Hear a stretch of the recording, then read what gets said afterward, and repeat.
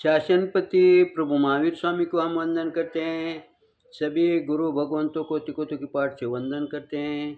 श्रद्धावान भाई और बहनों, आपके अंदर विराजित आत्मा को माजलगांव से सुभाष कोठारी का सादर प्रणाम, सादर जय हिंद। प्रतिक्रमण पर ये मेरा 24वां वीडियो है। हमारा करेमी बनते के पाठ के ऊपर चिंतन कर रहे थे। हम इस बात पर चिंतन कर रहे थे कि जब हम सामायिक करते हैं, प्रतिक्रमण करते हैं, कोई भी कार्य करते हैं, उस समय हम पापकारी क्रिया का बंद न करें, यानी वो बंद यानी मन, वचन और काया, तीनों से भी 2 करण और 3 योग, यानी मेरे शरीर से, मन से, वचन से कोई भी प्रकार की पापकारी क्रिया का बंध न हो, इस बात का ध्यान रखने के लिए कहा है। यानी गुरु भगवंतों को अपेक्षा है कि श्रावक ये गलती करेगा। देखो, गुरु भगवंतों ने हमारी कितनी दूर की बात सोचे हैं।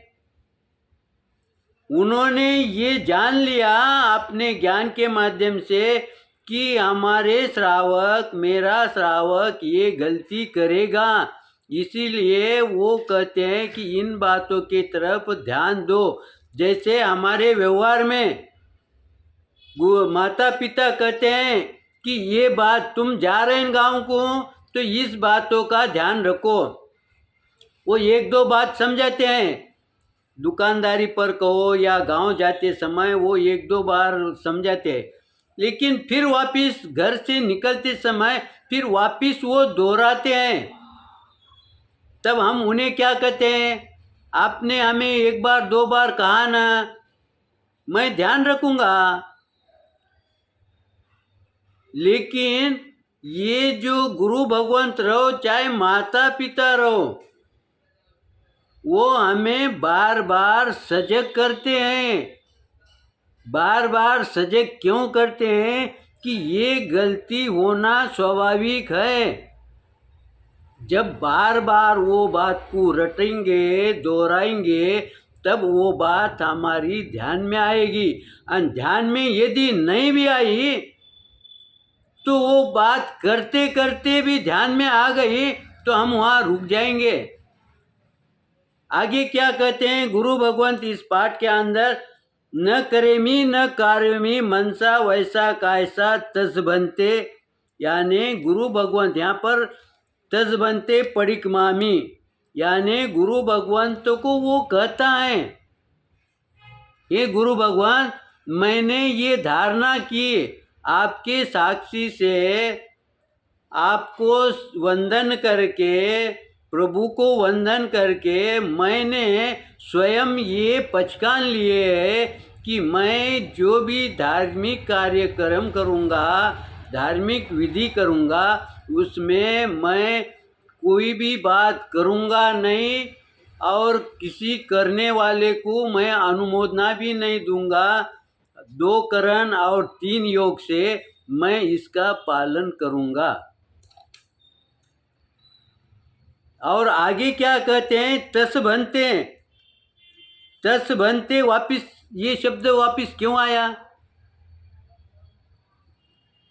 तो गुरु भगवान यहाँ कहते हैं तस बनते परिक्मामी, मैं पापों से हटने की तो प्रतिज्ञा ली, मैं नहीं करूँगा ये नियम लिया। वापिस तस बनते ये शब्द आगे के शब्द को जोड़ा है, निंदामी, यानी आत्म साक्षी से मैं निंदा करता हूँ। यहाँ दूसरे की साक्ष्य नहीं दिया। हम व्यवहार में क्या करते हैं, दूसरे को साक्षी बनाते हैं, लेकिन यहाँ पर गुरु भगवंत कहते हैं कि तुम स्वयं आत्मा के साक्षी से, दूसरा कोई साक्ष्य रहा तो एकाधे बार दूसरी साक्ष्य दे सकता है, बदल सकता है, लेकिन तुम्हारी आत्मा की साक्ष्य, आत्मा बदलेगी क्या? उसकी अंतरात्मा उसे कहेगी ये तूने गलती किया है।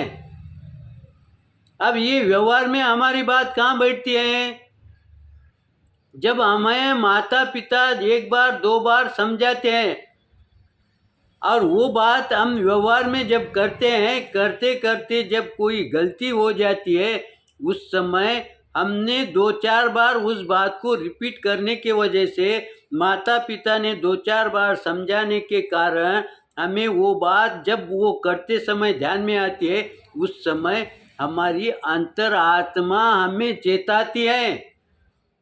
इसीलिए हम व्यवहार में देखते हैं कि कोई कोई कार्य करते करते उसको हम एकदम विरुद्ध दिशा को मोड़ देते हैं। तब कोई भाई पूछता है कि ये कैसा संभव हुआ? तब उस समय आप कहते हो कि ये मैं भी नहीं जानता, लेकिन समय पर मेरी बुद्धि ने कैसी पलटी मारी, ये मेरे भी ध्यान में नहीं आया, लेकिन मैं बच गया।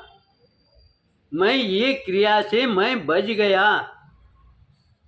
मैं वो क्रिया करने ही वाला था, लेकिन एक समय पर, एक क्षण के अंदर ऐसा अंतर में क्या घटना घटी कि मैं वहाँ पर रुक गया। तो क्यों रुक गए तुम वो पाप कार्य करते करते? क्योंकि तुम्हारी अंतरात्मा वहाँ पर जागृत हो गई। क्यों जागृत हो गई?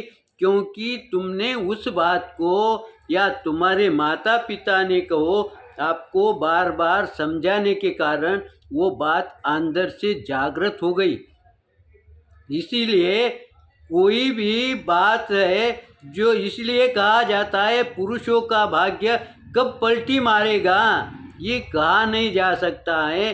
कब किसकी गति कहो या राह कहो या कोई मार्ग कहो या कोई धार्मिक क्रिया कहो या सांसारिक क्रिया कहो, वो करते करते कब हमारी गलती पलटी बैठेगी, कब हम उसको मोड़ देंगे, इसका ध्यान हमें भी नहीं पता चलता। क्योंकि ये बात, ये विधि, ये अंदर से उपज जाती है, अंदर से जागृत होती है। इसीलिए ये हमारे स्वयं के भी ध्यान में नहीं आता, लेकिन वो बात हो जाती है। इसीलिए गुरु भगवंतों ने आगे क्या कहते हैं? तज बनते, यानी वहाँ पर वो आत्मशक्ति से निंदा करता है। किसकी निंदा करता है? निंदा तो नहीं करना चाहिए ना।